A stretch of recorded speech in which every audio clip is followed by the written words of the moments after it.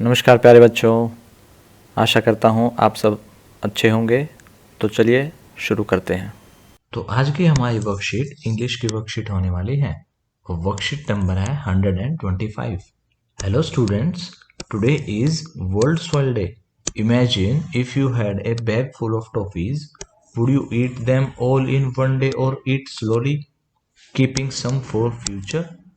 तो यानी कि आज कौन सा दिन है? आज है वर्ल्ड सॉइल डे, यानी कि मिट्टी, मृदा, उसका दिन है आज। अब इमेजिन करो कि अगर आपके पास एक बैग भर के टॉफी होती, तो would you eat them all in one day? तो क्या आप उनको एक ही दिन में खा जाते, या फिर धीरे धीरे खाते और eat slowly, keeping some for future, ताकि बाद के लिए भी आपके पास कुछ टॉफी बची रहे। Yes, you will eat them one at a time. बिल्कुल, आप एक एक करके ही खाएंगे उसको, स्लोली खाएंगे, ताकि बाद में भी आप उसको यूज कर सकें, इस्तेमाल कर सकें। Well, we keep the things that are precious to us safe for future. Precious मतलब कि बहुत ज़रूरी है, तो उन चीज़ों को हम संभाल के रखते हैं बाद के लिए भी, यानी कि फ्यूचर के लिए भी, भविष्य के लिए। You know that all trees, plants, fruits and vegetables need soil to grow। तो जितने भी पेड़ पौधे हैं, जो फ्रूट्स और वेजिटेबल्स हम खाते हैं, उन सबको मिट्टी की ज़रूरत होती है। Without soil there will be no plants and so there will be no food. जब सॉइल ही नहीं है तो कोई प्लांट नहीं है, no plant, so there will be no food, कोई फूड नहीं होगा, खाना नहीं होगा। देयरफॉर, इसलिए, we must help protect the soil, इसलिए हमें मदद करनी पड़ेगी। किस चीज के लिए? प्रोटेक्ट करने के लिए, सॉइल को, मिट्टी को बचाना है। Just like we saved our toffees for another day, जैसे हमने टॉफी को बचाया था, हम इस्तेमाल भी कर रहे थे और फ्यूचर के लिए हमने बचा के भी रखा था, ऐसे ही हमें मिट्टी को इस्तेमाल भी रखना है और बचा के भी रखना है। डू यू नो, क्या आपको पता है, it can take up to 1000 years to produce just 2 to 3 centimetre of soil.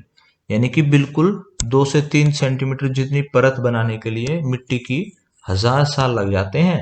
Planting new trees and plants keep the soil protected, यानी कि नए पेड़ पौधे लगाने से जो सॉइल है वो प्रोटेक्टेड रहती है, यानी कि बचाव रहता है मिट्टी का। As the roots of trees hold the soil together. क्यों? क्योंकि जो उसकी रूट्स हैं, प्लांट की या जड़ है, वो मिट्टी को एक जगह पकड़ के रखती हैं, होल्ड करके रखती हैं, ताकि मिट्टी पानी से बह के या हवा से बह के ना चली जाए। Now you know how important plants and trees are for us. Children, do you remember how the fir tree was not happy in the story? क्या आपको याद है जो स्टोरी हमने पढ़ी थी द लिटिल फर ट्री की, उसमें जो फर ट्री था वो बहुत अनहैप्पी था शुरू में। He thought he was not useful to anyone, क्योंकि उसको लगता था कि वो किसी के लिए यूजफुल ही नहीं है, किसी के लिए काम ही नहीं आ रहा है कुछ। But we know the importance of trees, लेकिन हमें तो पता है ट्रीज की importance. Help us list down the uses of trees to make the fir tree happy and proud of himself. तो यानी कि यहाँ पे हमें किसकी लिस्ट बनानी है? हम ट्रीज को कैसे इस्तेमाल कर सकते हैं उसकी लिस्ट बनानी है। जैसे पहला सेंटेंस हमने लिखा, trees give us oxygen to breathe, यानी कि पेड़ों से तो हमें ऑक्सीजन गैस मिलती है जिसको हम सांस लेते हैं, जिससे। तो ए सेंटेंस लिखने के बाद हम बी सेंटेंस क्या लिखेंगे? ट्रीज गिव अस फूड, पेड़ हमें खाना देते हैं, फूड मतलब खाना। ट्रीज प्रोटेक्ट द सॉइल, यानी कि मिट्टी को बचाते हैं पेड़। ट्रीज हेल्प अस इन मेडिसिन, बीमारियों से बचने में और खुद को स्वस्थ रखने में, औषधि दवाई बनाने में ट्रीज हमारी हेल्प करते हैं, यानी कि हमारे काम आते हैं। ट्रीज गिव अस मटेरियल्स, पेड़ों से हमें बहुत सारा मटेरियल मिलता है, जैसे रबड़ मिल गई, और भी बहुत लकड़ी हम ले लेते हैं पेड़ों से। Trees provide shelter for many birds and animals, यानी कि पेड़ों पर बहुत सारे एनिमल और बर्ड्स भी तो रहते हैं। फर ट्री भी तो इसलिए परेशान था कि किसी बर्ड ने उसके ऊपर नेस्ट नहीं बनाया था, अपना घोंसला नहीं बनाया था। चलिए नेक्स्ट क्वेश्चन देखते हैं। There are a number of stages through which a seed grows and becomes a plant, यानी कि ऐसी बहुत सारी स्टेज होती हैं, यानी कि एक के बाद एक के बाद प्रोसेस होते हैं जिससे एक सीड ग्रो करता है, बड़ा हो जाता है एक पौधे के रूप में, यानी कि बीज से पौधा बन जाता है। इस बीच बहुत सारे प्रोसेस, बहुत सारी स्टेज आती हैं। Look at the picture given below and arrange the steps of how a plant grows in the correct order and rewrite them. Picture को देखकर वही स्टेजेस लिखनी है ऑर्डर में। पहले ये बताना है कि पहले A B C D E, इनमें से सबसे पहले कौन सी स्टेज होगी, वो सेंटेंस दोबारा लिखने हैं हमें। तो चलिए देख लेते हैं, एक बार पिक्चर देखते हैं। यहाँ पे हम क्या देख रहे हैं, एक तो हमने देखा कि एक सीड यहाँ पे डाल दिया है हमने सॉइल में।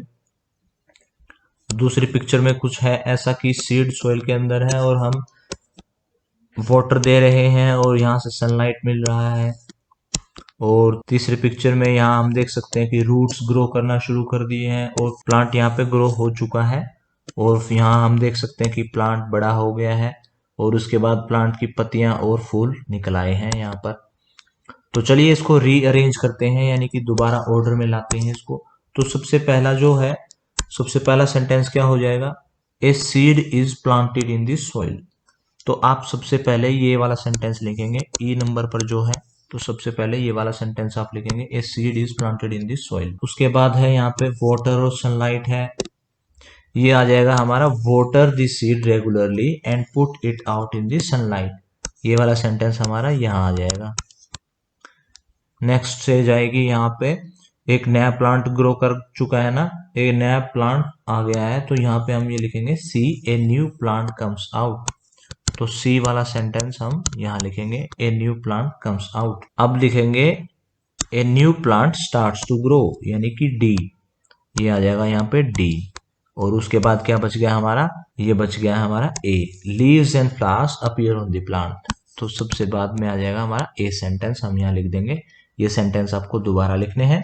तो हमारा ऑर्डर ये बन जाएगा, पहले a seed is planted in the soil, water the seed regularly and put it out in the sunlight, a new plant comes out, a new plant starts to grow, leaves and flowers appear on the plant. आज की class यहीं ख़त्म होती है। अगर आपके कुछ doubts अभी भी बाकी हैं तो आप कमेंट सेक्शन में पूछ सकते हैं। कल फिर मिलेंगे, कुछ नया सीखेंगे। तब तक के लिए धन्यवाद। जय हिंद।